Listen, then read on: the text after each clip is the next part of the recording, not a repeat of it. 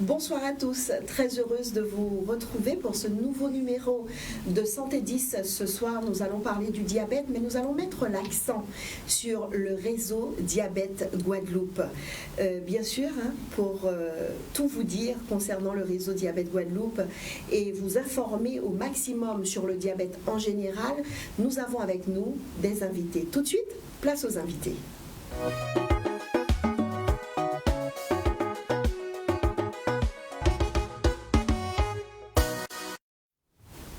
Et nous parlons du diabète, nous parlons du réseau Diabète Guadeloupe avec le docteur Adolphe. Bonsoir. Bonsoir docteur, merci d'être ici ce soir. Vous êtes le médecin coordonnateur du réseau Diabète Guadeloupe. Tout à fait. Juste à côté de vous, j'ai presque envie de dire que quand on parle diabète, eh bien, on est obligé, entre guillemets, d'avoir quelqu'un pour nous parler de la nourriture, pour nous parler de l'hygiène alimentaire, comme on dit. Et nous avons avec nous Madame Joncourt Aurélie, qui est diététicienne. Absolument. Bonsoir. Merci d'être là. Merci à vous. Et puis vous faites aussi partie des adhérents du réseau Diabète Guadeloupe. Tout à fait. À côté de vous, Madame Blataz Rosa. Qu'est-ce que vous êtes jolie, Madame Blataz, dans cette robe. Merci. Merci à vous d'être ici. Vous êtes diabétique et vous avez été prise en charge par le réseau Diabète Guadeloupe. Tout à fait. Vous allez nous raconter. On va tout se dire, hein. Tout. Merci à vous d'être là. On va commencer avec le docteur Adolphe parce qu'on va rappeler aux rares personnes qui ne savent pas, puisque vous êtes très informés, on va rappeler qu'est-ce que c'est que le diabète. Donc le diabète, c'est une maladie chronique. Le mot chronique est important dans la définition du diabète. C'est une maladie chronique qui consiste en une augmentation du taux de sucre dans le sang, qui est causé par un défaut, donc un manque, ou alors un défaut, on va dire, de fonction, de fonctionnement ou problème d'utilisation d'une hormone qui est naturellement présente dans le corps, en principe, qui s'appelle l'insuline. C'est une hormone qui est fabriquée par le pancréas. Donc, être diabétique, c'est avoir de façon chronique une glycémie, donc un taux de sucre dans le sang anormalement élevé par rapport à ces difficultés donc, de fonctionnement ou ce manque d'insuline. C'est une maladie grave, docteur, le diabète? Alors, c'est une maladie sérieuse, donc à prendre au sérieux, à ne pas négliger, parce qu'effectivement, un diabète négligé peut entraîner des complications graves et multiples. Un diabète géré, en revanche, peut être tout à fait compatible avec une vie normale. Donc, disons que c'est une maladie à prendre au sérieux. C'est une maladie avec laquelle on ne peut pas tricher. Tôt ou tard arrivent les complications quand on ne s'en occupe pas. Et donc, important de s'en occuper. Alors, la transition est toute faite, puisque il faut s'en occuper. Et pour bien s'en occuper, il faut connaître sa maladie. Je crois qu'on doit tout de suite, si vous êtes d'accord, expliquer le réseau Diabète Guadeloupe. Qu'est-ce que c'est? Qu'est-ce qu'on y trouve et pourquoi c'est important? Voilà, donc je profite quand même pour vous remercier de nous avoir invités, pour nous permettre de nouveau de diffuser le message de ce travail qui est fait au niveau du réseau diabète. Donc le réseau diabète, c'est un groupement qui réunit des professionnels de santé qui travaillent dans différents secteurs, aussi bien à l'hôpital qu'en libéral, qui s'occupent essentiellement, donc c'est l'essentiel de l'activité du réseau, c'est de proposer un programme d'éducation thérapeutique aux patients diabétiques. Donc, qu'est-ce que l'éducation thérapeutique? En fait, l'éducation thérapeutique, c'est un accompagnement des personnes diabétiques pour leur permettre de mieux connaître la maladie, mais aussi d'acquérir des compétences par rapport à la maladie, c'est-à-dire des gestes techniques, par exemple, apprendre à faire sa glycémie, donc à avoir des connaissances au niveau diététique, etc. Donc c'est vraiment un accompagnement parce que le diabète, c'est une maladie qui entraîne des changements en profondeur dans la vie des personnes. Et donc l'éducation thérapeutique est là pour accompagner et aider les personnes diabétiques à gérer au mieux leur vie avec cette maladie, le diabète. Et dans l'équipe du réseau Diabète Guadeloupe, il y a plusieurs professionnels de santé et notamment il y a aussi le diététicien. Alors, Madame Jancourt, vous êtes diététicienne. Est-ce qu'on pourrait rappeler aux téléspectateurs le travail du diététicien? Tout à fait. Donc, le diététicien est le spécialiste de l'alimentation, je tiens à le souligner. Donc, le seul professionnel à pouvoir prendre en charge des problèmes de poids, de surpoids, de diabète et autres pathologies. Donc pour rééquilibrer, en fait, permettre de rééquilibrer l'alimentation des patients et de les guider pour qu'ils restent en bonne santé. Qu'est-ce qui vous a motivé à adhérer au réseau Diabète Guadeloupe? Écoutez, on se rend compte que le diabète prend de plus en plus d'ampleur, notamment en Guadeloupe, on peut le dire, et donc il est temps, je crois vraiment, de mettre en œuvre ce type d'action et de faire comprendre aux gens qu'ils ne sont pas seuls et qu'ils peuvent être accompagnés de façon très efficace, comme le disait le docteur Adolphe, par des professionnels de santé qui sont vraiment là pour eux, pour les guider et pour les aider. Alors comment ça se passe? Comment vous rentrez dans la vie de ces patients diabétiques, parce qu'on peut parler ainsi, rentrer dans la vie, parce qu'il faut changer ses habitudes, et vous avez un rôle primordial dans tout ça. Tout à fait. Alors, ça débute bien sûr par une enquête alimentaire. On fait ce qu'on appelle un bilan nutritionnel, où on essaie de comprendre un petit peu comment fonctionne la personne, justement, dans ses habitudes alimentaires, sa façon de s'organiser au niveau des repas, et puis à nous de détecter en fait où sont les erreurs et d'aider la personne donc à rééquilibrer son alimentation pour, dans le cas du diabète en tout cas, éviter surtout les variations de glycémie importantes, notamment après des prises alimentaires qui peuvent être très, très, très embêtantes pour la personne, puisque ça peut entraîner des grands coups de fatigue, des désordres métaboliques encore plus importants lorsque il y a des problèmes d'hyperglycémie ou d'hypoglycémie. En général, ça se suit. On va revenir tout à l'heure avec vous sur l'alimentation. Docteur, on voit à l'écran ce super logo de Gypraspeg qui, je pense, n'est pas anodin. Vous pouvez nous l'expliquer un petit peu? Oui, donc le Gypraspeg, c'est le groupement interrégional qui regroupe en fait tous les réseaux de santé qui sont organisés pour les Guadeloupéens. Et donc le Gypraspeg est donc on va dire le support de tous ces réseaux dont nous faisons partie, nous réseaux diabète. Mais donc il faut savoir qu'il y a d'autres réseaux comme le réseau HTA pour l'hypertension artérielle ou le réseau Respiralisé pour les maladies respiratoires que sont l'asthme et le syndrome d'apnée du sommeil. Il y a un réseau aussi qui s'occupe des addictions. Voilà, donc il y a plusieurs réseaux, donc je vous en ai cité quelques-uns, qui sont tous, régis par le Gypraspeg. Voilà, donc... On va se retourner vers Rosa, qui, je rappelle, pour ceux et celles qui prennent en cours l'émission, Rosa est diabétique et a été prise en charge par le réseau Diabète Guadeloupe.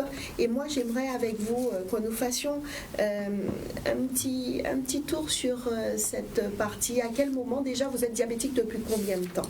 Ça fait une vingtaine d'années. Une vingtaine d'années. Comment ça s'est passé la rencontre avec le réseau? C'est quelqu'un qui vous a dit ou... Voilà, c'est quelqu'un qui m'a dit, mais j'avais commencé depuis bien longtemps. J'avais été à Kera Diabète à Pointe-à-Pitre. Je suivais leurs cours et ils ont fermé. Donc après, il n'y a pas eu de suite. Et depuis qu'il y a eu au Lamentin la maison de la santé, donc là j'ai suivi les cours aussi du diabète pour suivre le diabète. Alors comment ça se passe au réseau, Diabète Guadeloupe?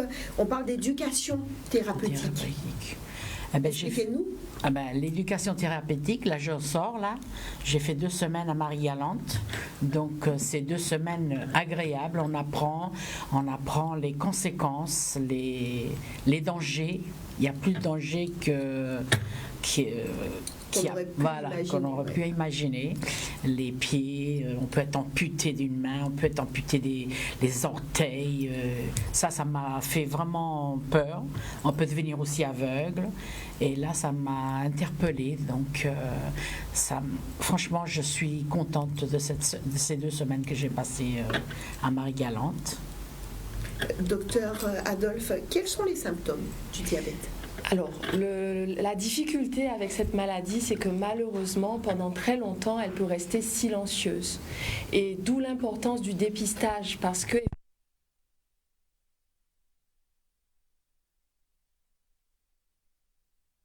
voilà. On encourage vivement les personnes dans familiaux de cardiovasculaires à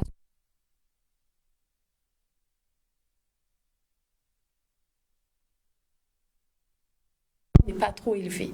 Alors, complications, malheureusement, arrivent,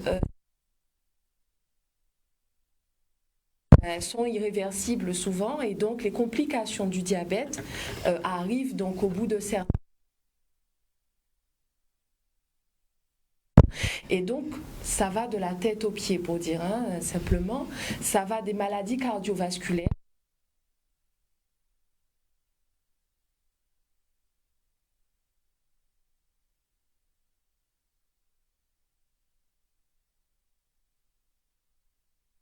Au niveau des artères, donc voilà, des artères, on en a partout dans le corps. Ça peut toucher les reins aussi. Donc elle parlait d'insuffisance, donc insuffisance rénale. Ouais. Donc il y a des complications aussi. Donc il peut y avoir ce qu'on appelle une neuropathie diabétique avec des conséquences sur différents membres en fait, donc singulièrement les membres inférieurs, et raison pour laquelle on encourage aussi les personnes diabétiques à surveiller et à prendre soin vraiment avec attention de leurs pieds, parce que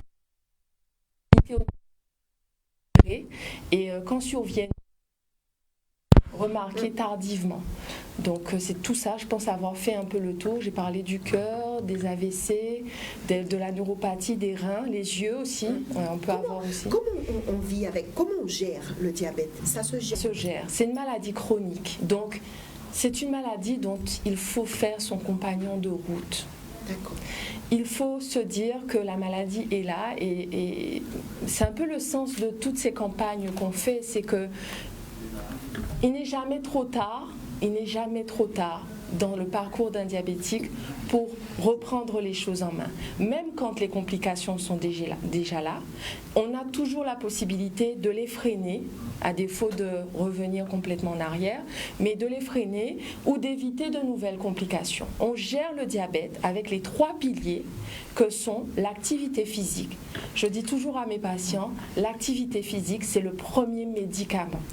C'est le médicament du diabète, mais c'est aussi le médicament de tellement de choses. Donc l'activité physique, c'est vraiment un des piliers du traitement du diabète. Le deuxième pilier, c'est l'alimentation, dont on a parlé avec Madame Joncourt. Et le dernier pilier, c'est les médicaments. Et là aussi, il y a une acceptation du patient diabétique par rapport à cette idée d'avoir à prendre des médicaments régulièrement. Et le fait de comprendre un petit peu le pourquoi et le comment ça fonctionne, c'est quelque chose qui est de nature à encourager les gens à tenir avec leur traitement et à se dire, bon, il y a peut-être des petits désagréments, début de traitement, des choses comme ça, mais je sais pourquoi je le prends et je sais comment ça fonctionne. Voilà. Alors docteur, un exemple, dans ma famille, nombreuses sont les personnes qui sont diabétiques. Je m'inquiète. Est-ce que j'ai raison de m'inquiéter? Première question. Et est-ce qu'il y a un moyen d'éviter le diabète? Alors, s'inquiéter, je ne sais pas si c'est le mot approprié, mais s'en soucier. Oui. Voilà. Okay. Se dire, oui, j'ai des personnes diabétiques dans ma famille. Je sais que c'est quelque chose, c'est une maladie avec une composante de prédisposition génétique. Je vais chez mon médecin à l'occasion d'un bilan annuel, par exemple. Il me fait une glycémie veineuse. Et donc, voilà. Est-ce qu'il y a un moyen d'éviter? Voilà, alors oui, diabète? Il y a moyen d'éviter. Il y a des études qui ont été faites sur des personnes donc on appelle prédiabétiques, c'est-à-dire qui ont déjà une glycémie au-dessus d'un seuil normal, donc au-dessus de 1,10 g. Il faut savoir que le diabète est diagnostiqué au-delà de 1,26 g à jeun, sur 2 prises de sang espacées de 15 jours. Au moins, parce que c'est vraiment la notion de maladie chronique. Donc, c'est pas une glycémie ponctuelle élevée, c'est 2. Donc, le prédiabète, au-delà de 1,10 g. Donc, on a mis des personnes dans cette situation déjà, j'allais dire, alerte orange, un peu comme pour les cyclones, dans des programmes où ils ont repris de l'activité physique, où ils ont été accompagnés par des diététiciennes, et on s'est rendu compte qu'il y avait de très bons résultats en termes de prévention par rapport à des gens qui, étant dans la même situation, au bout de 2 ans, arrivent un peu comme une fatalité dans le diabète. Mais en fait, on se rend compte qu'il n'y a pas de fatalité. Parce qu'avec la mise en place de ces mesures, de l'activité physique, on arrive à freiner, à empêcher qu'arrive le diabète. Alors, on va parler un petit peu avec Rosa du réseau, de la prise en charge, quand on fait partie du réseau Diabète Guadeloupe. Alors, vous arrivez là-bas, qu'est-ce qui se passe? Racontez-nous un petit peu. Moi, j'ai envie que ceux et celles qui nous regardent ce soir, qui savent que le réseau Diabète Guadeloupe existe, à travers ce que vous allez leur dire, qu'ils aient envie de faire la démarche d'y aller. Qu'est-ce qui se Alors passe? racontez-nous, comment ça s'est passé? Vous avez été là-bas, à partir de ce moment-là, que s'est-il passé? Ils m'ont pris en charge, donc on a des ateliers. On fait des ateliers pour les pieds, pour tout ce qui est danger, quoi. On fait des ateliers pour prendre la glycémie, on fait plein d'ateliers qui concernent le diabète. Vous avez, vous aussi, vous êtes rapproché d'un diététicien? Disons, moi, là, je sors de Marie-Galante. Donc là, je sais que je dois suivre la diète comme elle nous a expliqué. Plus de légumes que féculents. Là, je sais qu'il faut que je gère tout ça parce que je suis déjà à la limite de la dialyse, donc je n'ai pas envie d'arriver là. Très bien. Voilà, il faut que je fasse vraiment attention à ce que ça ne m'arrive pas. Madame Joncourt, vous allez nous expliquer un petit peu comment ça se passe avec vos patients qui sont diabétiques. Juste avant, vous savez que dans cette émission, nous donnons la parole aux téléspectateurs. C'est une émission que nous faisons avec les Guadeloupéens. On a quelqu'un avec nous au téléphone. On va d'abord dire bonsoir à Milly. Milly, bonsoir. On ne vous entend pas. On ne vous entend pas. Bonsoir Brigitte, bonsoir tout le monde. Bonsoir Milly, on a quelqu'un avec nous au téléphone? Oui, on a quelqu'un au téléphone. Bonsoir. Allô? Allô, oui, je vous écoute. Bonsoir, on vous écoute attentivement. Vous êtes monsieur? Le prénom? Patrick. Patrick, on vous écoute. Oui, allô, je suis à l'antenne là? Oui, vous êtes déjà à l'antenne. Oui, alors je voudrais poser une question là aux gens de l'association. Je voulais savoir si la Guadeloupe n'est pas concernée par le programme mis en place par la Caisse nationale, le programme SOFIA. Oui. On vous répond? Oui. On vous laisse, Patrick, vous installer devant la télé, tranquillement. Et on va en parler, on va répondre de suite à Patrick. Merci de votre appel, Patrick. Docteur, d'abord. Donc oui, le programme SOFIA existe effectivement. C'est un programme effectivement porté par la Sécurité sociale sur différentes maladies chroniques, et il existe effectivement en Guadeloupe. D'ailleurs, je crois que Rosa en a bénéficié également. Alors c'est un programme d'accompagnement sans contact direct, c'est-à-dire que c'est un accompagnement téléphonique qui est proposé aux personnes qui sont ce qu'on appelle en ALD, en affection de longue durée, par rapport au diabète, en l'occurrence. Oui, donc oui, ça existe en Guadeloupe. On espère qu'on a répondu à l'interrogation de Patrick. Et puis de toute façon, on va laisser, à la fin de l'émission, on va laisser des numéros de téléphone. Donc il pourra se rapprocher du réseau Diabète Guadeloupe s'il veut en savoir plus. Tout à fait. Milly, pendant qu'on y est, est-ce que vous avez des questions? Oui, une question d'Henrik qui dit: je consomme du stevia acheté dans les grandes surfaces. Est-ce bon pour prévenir du diabète, ne pas consommer du sucre? Oui, bien sûr. Bien sûr, il est très important de limiter sa consommation de produits sucrés. Pour autant,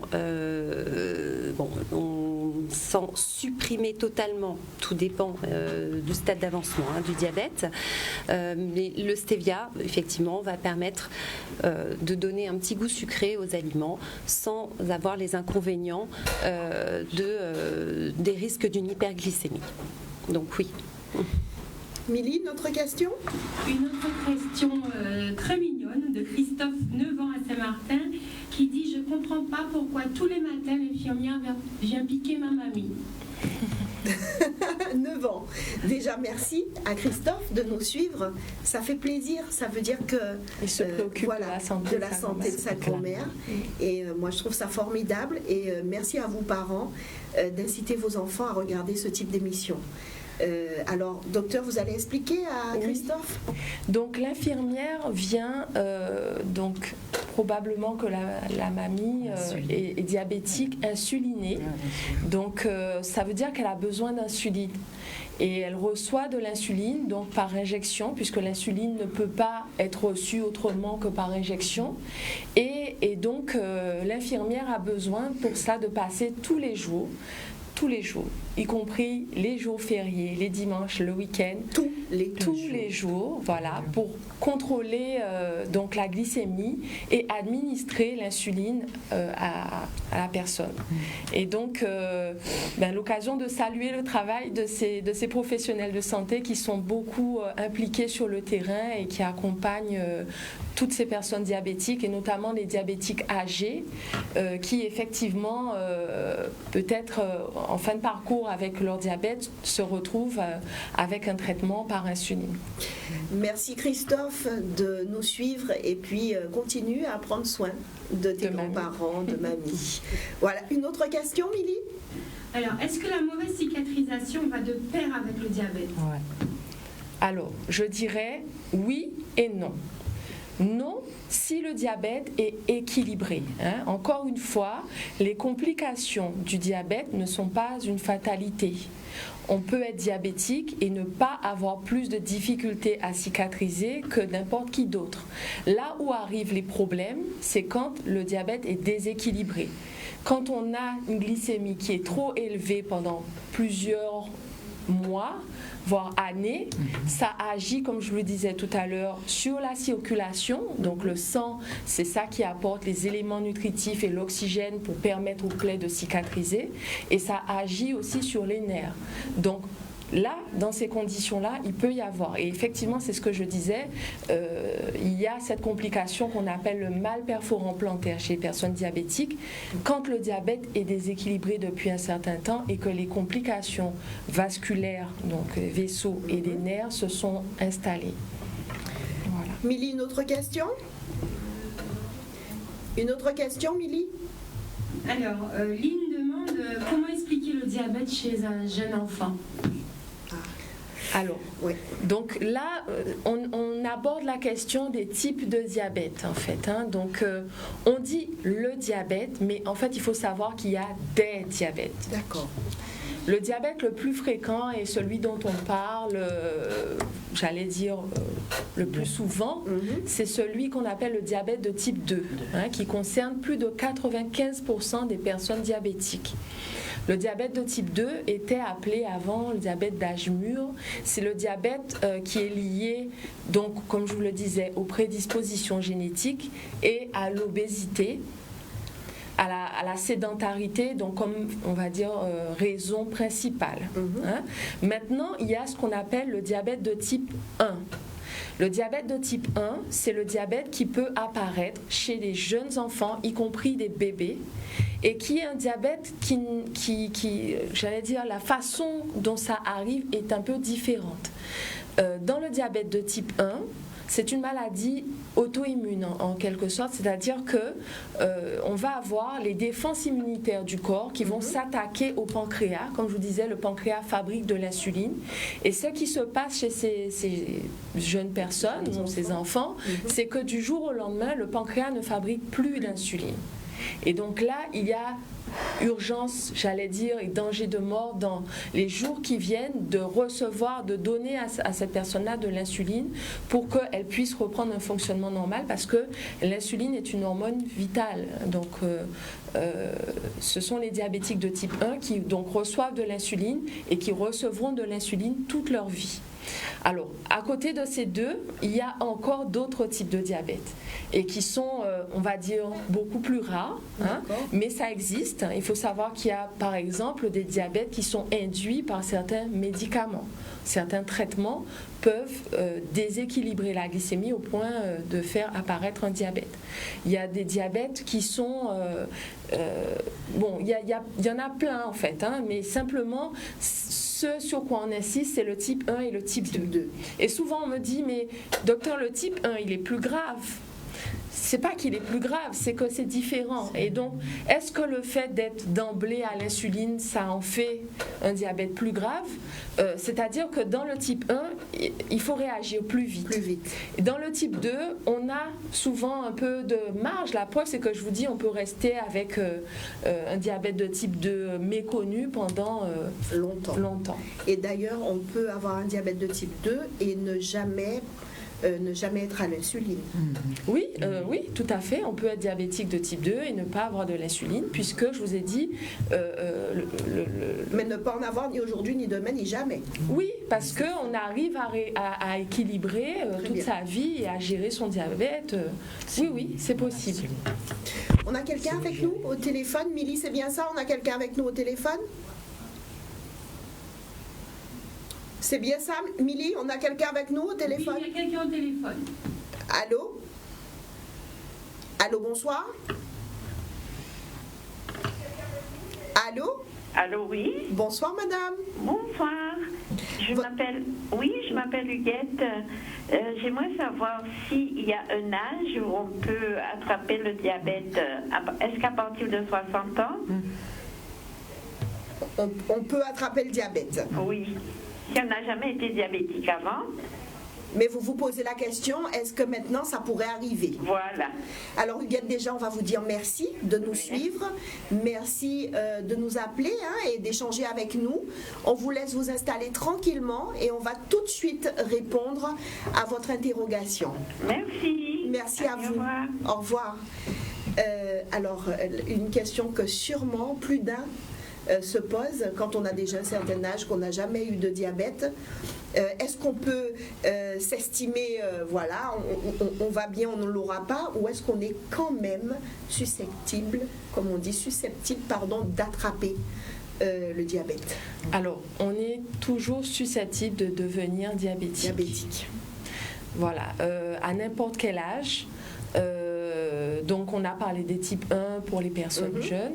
Avant, le diabète de type 2 était le diabète de l'âge mûr, c'est-à-dire qu'on considérait que la majorité des personnes diabétiques de type 2 découvraient leur diabète à partir de l'âge de 40 ans. Aujourd'hui, ce n'est plus du tout le cas, parce qu'on découvre des diabètes de type 2 de plus en plus chez des personnes de plus en plus jeunes. Et ça, c'est essentiellement en lien avec l'épidémie qu'on a d'obésité. Voilà, donc des diabètes de type 2 surviennent de plus en plus jeunes. Mais à 60 ans, j'allais dire, est-ce que Huguette doit s'inquiéter? Non, pas s'inquiéter toujours. Je vous dis, il n'y a pas d'inquiétude dans le sens où, quand on fait ce qu'il faut, on ne s'inquiète pas.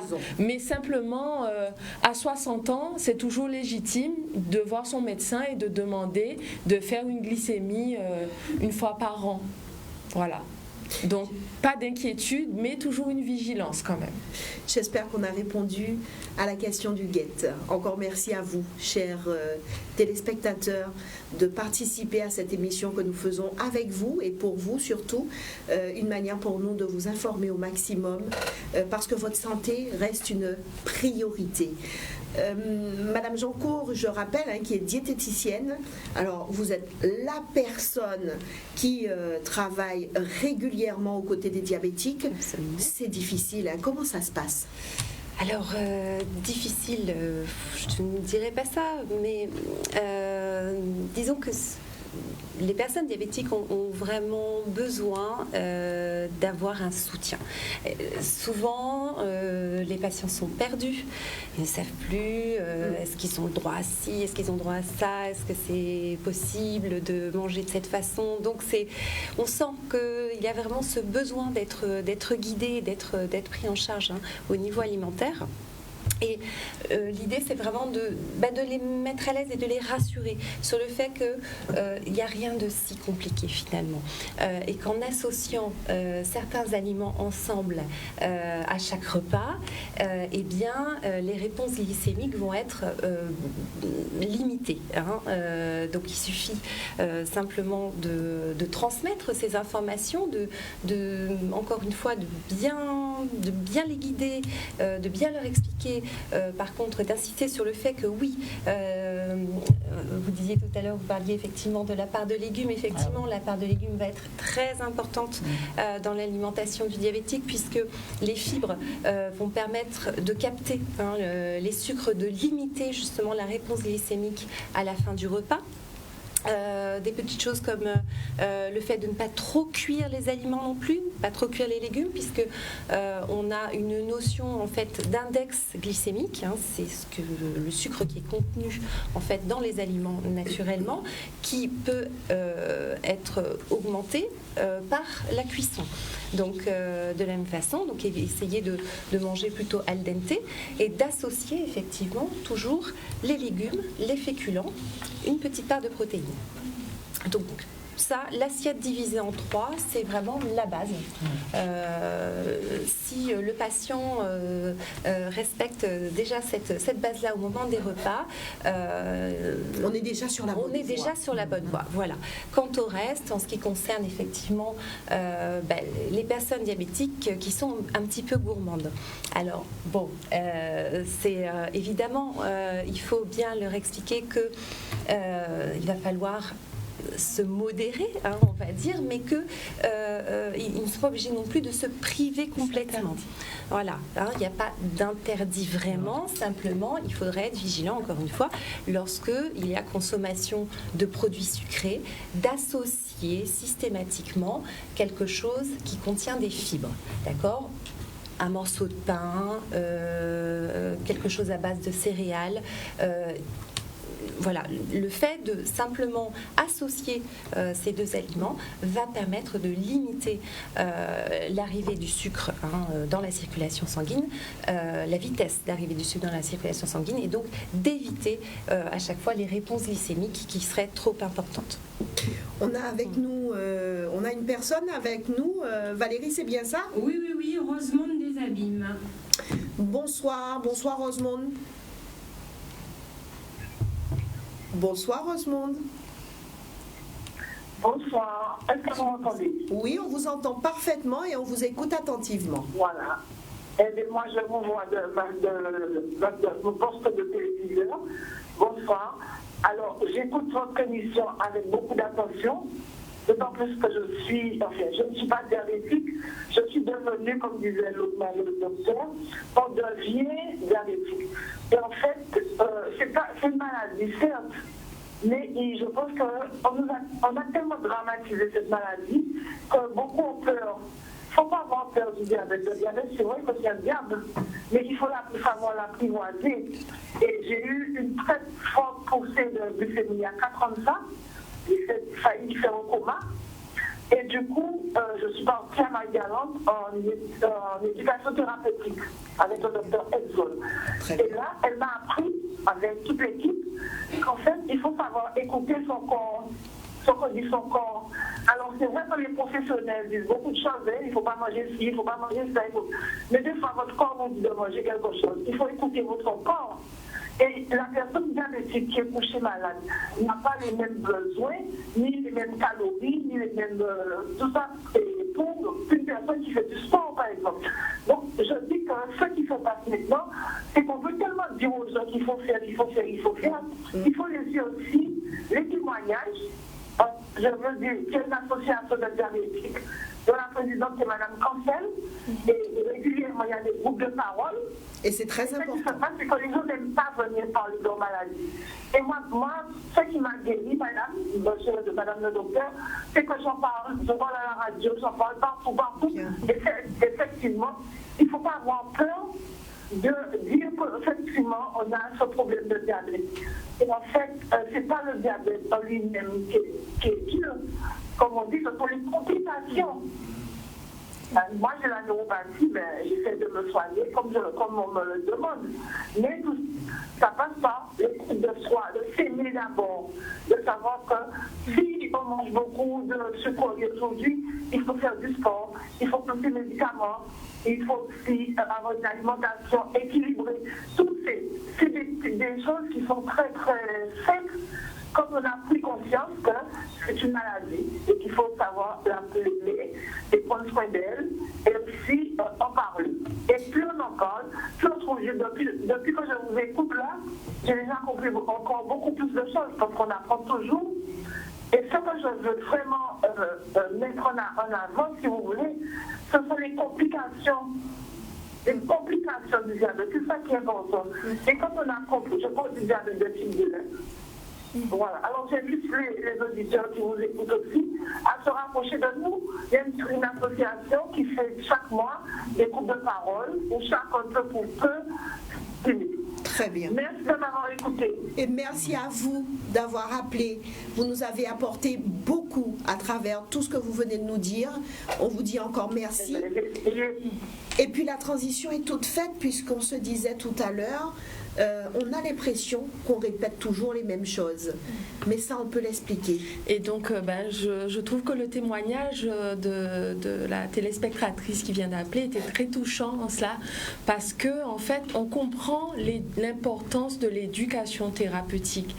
L'éducation thérapeutique est importante pour comprendre les choses et pourquoi on ne répétera jamais assez tous ces messages d'information qu'on donne sur le diabète, parce que chaque personne diabétique a un parcours avec sa maladie et dans ce parcours il y a des phases dans lesquelles les messages passent moins bien. C'est un peu pour reprendre une description qui avait été faite sur le deuil. Quand on a une maladie chronique qui est sérieuse comme le diabète, il y a des étapes avant d'arriver à l'acceptation de la maladie. Et donc, la première réaction, c'est le choc. Et tout de suite après le choc, le déni. Donc, elle a dit mais voilà, le déni. Après le déni, la colère. Et donc certaines personnes se retrouvent à être en colère contre le monde entier. Et à refuser des soins, et à rejeter tout ce qui est médical, etc. Parce que voilà, ça fait partie, j'allais dire, du processus. Et puis après, donc, on n'est pas obligé de passer par toutes les étapes, mais ce qu'il faut comprendre, c'est que chacun a son parcours et que le temps qu'on reste dans le déni, ça peut être plus ou moins long, et donc on peut rester comme ça pendant de nombreuses années à ne pas pouvoir entendre les messages. Et c'est pour ça que même pour une personne diabétique, entendre le message à un moment de sa vie et puis de l'entendre, je ne sais pas moi, 5 ans après, 10 ans après, ça apporte toujours. Et elle le disait, elle a fait le programme, elle a fait un programme, elle a appris beaucoup, elle a appris au contact des autres personnes diabétiques avec qui elle s'est retrouvée, et Et elle aujourd'hui continue à encore, apprendre. elle continue à apprendre. Et donc, c'est pour ça qu'on encourage vivement toutes les personnes diabétiques. Vous avez déjà fait un programme et vous vous dites, peut-être que je peux apprendre encore des choses, peut-être que je peux m'enrichir au contact des parcours des autres personnes diabétiques qui vivent des choses proches de ce que moi je vis. N'hésitez pas, prenez contact avec nous, prenez contact avec le réseau, vous serez accompagnés. On vous dira tout à l'heure comment prendre contact avec le réseau. On a du monde avec nous au téléphone. Milly? On a du monde au téléphone et 3 questions très importantes après que je lirai pour toi. D'accord. Allô, bonsoir. Allô? Oui, allô, bonsoir. Bonsoir, madame. Oui, bonsoir. On vous écoute? Oui, bonsoir. Bonsoir à tout le monde sur le plateau. Bonsoir. Je vous prie de m'excuser si la question a déjà été posée. Allez-y. On est là pour ça. Oui, voilà, j'ai pris l'émission en cours. Et alors, ma question est la suivante. J'ai une tante quand même un peu âgée, elle a fait des AVC. Et je remarque que soit le matin, elle est en hypoglycémie, soit elle est en hyperglycémie. Donc, j'aimerais qu'on me donne un plateau petit pour le soir, pour que le matin, elle ait une dextro convenable. Convenable. Alors, on va vous laisser vous installer tranquillement devant la télé. Et Madame Joncourt, qui est donc diététicienne, va répondre de suite à votre question. Je vous remercie. Merci à vous de nous suivre le jeudi soir. Alors, Madame Joncourt, on va répondre Tout à à fait. notre téléspectatrice. Alors, c'est un cas assez fréquent que j'ai pu rencontrer. Effectivement, les personnes âgées ont tendance, souvent le soir, à ne manger qu'une petite soupe ou qu'un petit morceau de fromage. Et effectivement, donc rien pour réguler la glycémie la nuit, en fait, puisqu'il n'y a pas eu le féculent. Le féculent qui va avoir à ce moment-là un rôle vraiment important.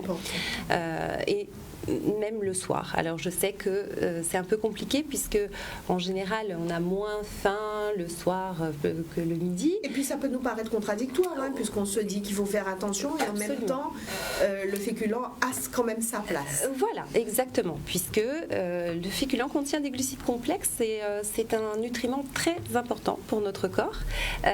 Donc après, on n'est pas obligé d'en prendre une grosse quantité. Une bonne cuillère, une grande cuillère dans l'assiette suffit.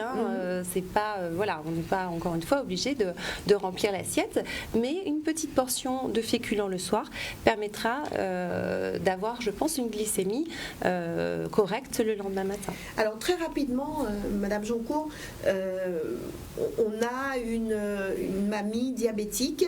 Ce soir, je veux lui proposer un plateau sympathique. Qu'est-ce que je mets dedans? Alors, on peut lui proposer, si par exemple elle aime les petits poissons, on peut lui proposer un petit filet de sardines ou deux petits filets de sardines, une petite part de riz et une petite part de haricots verts avec des herbes dessus pour parfumer. A-t-elle droit à un dessert? Bien sûr, elle peut prendre un yaourt par exemple ou un fruit, alors en évitant les agrumes qui ont tendance à fermenter un petit peu dans l'estomac le soir, donc c'est pas l'idéal. Au cas où vraiment elle n'est pas du tout envie de consommer un féculent, ça peut être remplacé par un morceau de pain, éventuellement. D'accord. D'accord. Voilà. Rosa, ça vous parle ce type de plateau le soir? Oui. C'est un petit peu ce que vous faites? Oui, mais moi je mets une cuillère de féculent et 2 de légumes. D'accord. C'est comme ça que j'ai appris à Marie-Galante. Et le petit dessert? C'est pas obligé le soir. Oui. Ça ne vous manque pas? Non. Très bien. Mais il faut ma soupe quand même. Mais il faut la petite soupe. Oui, il faut la petite soupe. On va retrouver Milly qui avait quelques questions pour vous, mesdames. Milly? Oui, alors je vais lire toutes les questions. La première... Non, on va y aller. On va les lire toutes, mais on va commencer déjà par la première. Alors, la première. Angèle demande, est-ce que le candérel est réellement un danger? Candérel, c'est le sucre.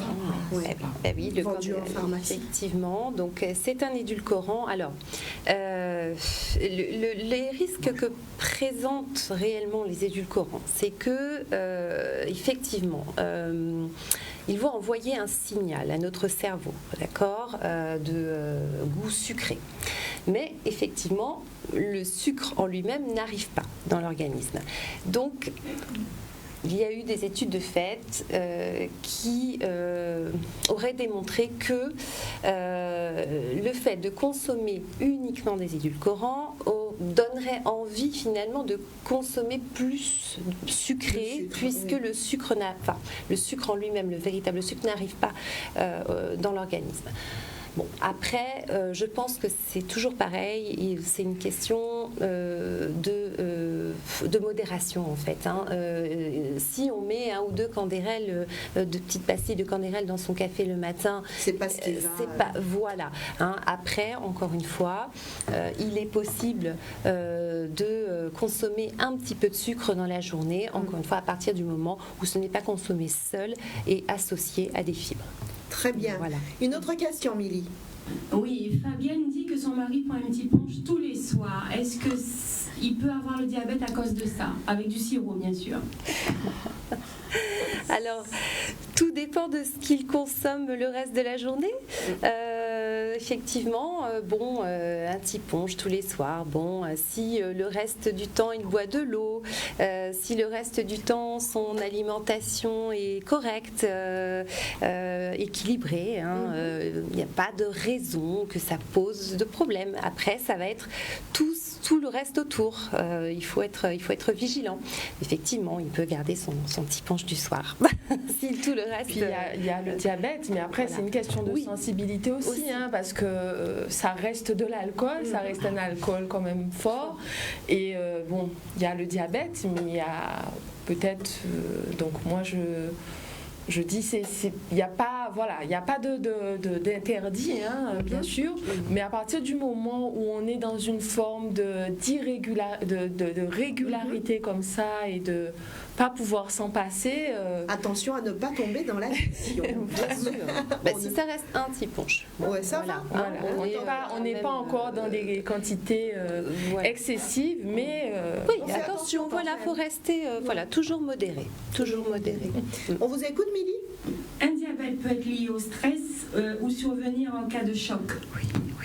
Alors, ça, c'est quelque chose que j'ai beaucoup entendu les patients diabétiques dire. Docteur, je suis devenue diabétique suite à un choc. Donc, les patients me le disent.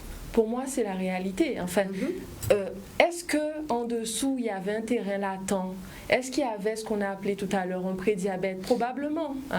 Mais le stress, on sait que ça peut entraîner des dérèglements au niveau des hormones dans le corps. Et pourquoi pas être un élément déclencheur? Non, c'est en tout cas un facteur de déclenchement que j'ai souvent entendu amener par les personnes diabétiques que j'ai rencontrées. Le diabète influe-t-il sur la sexualité, docteur? Oui. Donc effectivement, encore une fois, un diabète mal géré, donc avec une glycémie élevée, donc des glycémies déséquilibrées, peut avoir des conséquences sur la sexualité, alors aussi bien masculine que féminine. Chez les hommes, ça passe par ce que je vous ai dit tout à l'heure, atteinte des nerfs. Et donc on sait que ça fonctionne avec des nerfs, ça fonctionne avec des vaisseaux sanguins aussi. Et donc atteinte du système vasculaire et du système nerveux, il y a souvent des conséquences sur la sexualité chez les hommes. Donc là encore, c'est pas une fatalité. Donc il y a des traitements qui existent. On peut parfois avoir des résultats en rééquilibrant les glycémies. C'est pas forcément toujours le cas, mais il y a des traitements. Il faut en parler. Et c'est ce qu'on disait tout à l'heure avec une dame qui a parlé, que j'ai trouvé vraiment essentiel son témoignage. Parlez de votre diabète. C'est pas une maladie honteuse. Parlez de votre diabète avec votre médecin. Parlez entre personnes diabétiques. Parlez-en en couple. Parlez-en en famille. Il n'y a pas de honte à être diabétique. Et au contraire, vous pouvez éventuellement être aidé, donc n'hésitez pas à en parler. Et donc chez les femmes, on peut avoir aussi des conséquences, donc qui sont peut-être d'origine différente, on va dire, mais on peut avoir aussi des conséquences, des sécheresses vaginales, une tendance à avoir plus facilement des mycoses, des choses comme ça. Donc oui, malheureusement, un diabète déséquilibré, encore j'insiste, peut avoir un retentissement sur la vie sexuelle. Vous savez qu'on arrive déjà à la fin de l'heure. Milly ? Une dernière question. Allez-y Est-ce qu'on vite. peut parler de rémission du diabète? Oui. Alors, ça s'est vu de plus en plus avec j'allais dire, la multiplication du nombre de personnes qui ont été opérées pour l'obésité, notamment parce que chez ces personnes, on peut observer une perte de poids extrêmement importante. Et donc, dans ces contextes de perte de poids extrêmement importante, on a une rémission. Et donc, le mot est tout à fait juste, c'est-à-dire que pendant un moment, c'est une personne qui se retrouve à avoir des glycémies normales sans avoir besoin d'avoir ces précautions particulières ou de prendre des médicaments. Ceci dit, c'est toujours la vigilance, parce qu'on a été diabétique à un moment donné, on sait qu'on a cette prédisposition-là, et même dans les chirurgies de l'obésité, il y a des résultats, mais il y a possibilité de reprendre du poids aussi, c'est pas une baguette magique, donc toujours de la vigilance, même chez les personnes en rémission pour leur diabète. Merci à vous. Et j'aimerais remercier toute l'équipe. Merci Milly, merci Daniel et Zébris à la réalisation ce soir. Et j'aimerais profiter pour remercier tous les membres de votre équipe au réseau Diabète Guadeloupe. Une petite pensée particulière pour Erika. Justement, si on veut rentrer en contact avec vous au réseau Diabète Guadeloupe, comment devons-nous faire?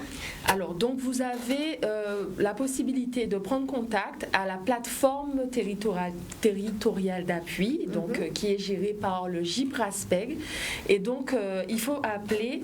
Alors, il faut que je retrouve le numéro de téléphone. Allez-y. Alors, je vous donne le numéro de téléphone. C'est le 05 90 47 17 00.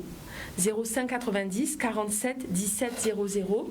Vous appelez, vous demandez pour le réseau diabète, et donc on va vous expliquer la procédure d'inclusion qui est assez simple, et assez vite se rapprocher de votre médecin traitant et vous proposer, si ça vous intéresse, de venir participer à nos ateliers en groupe pour vous informer et puis vous former pour votre diabète.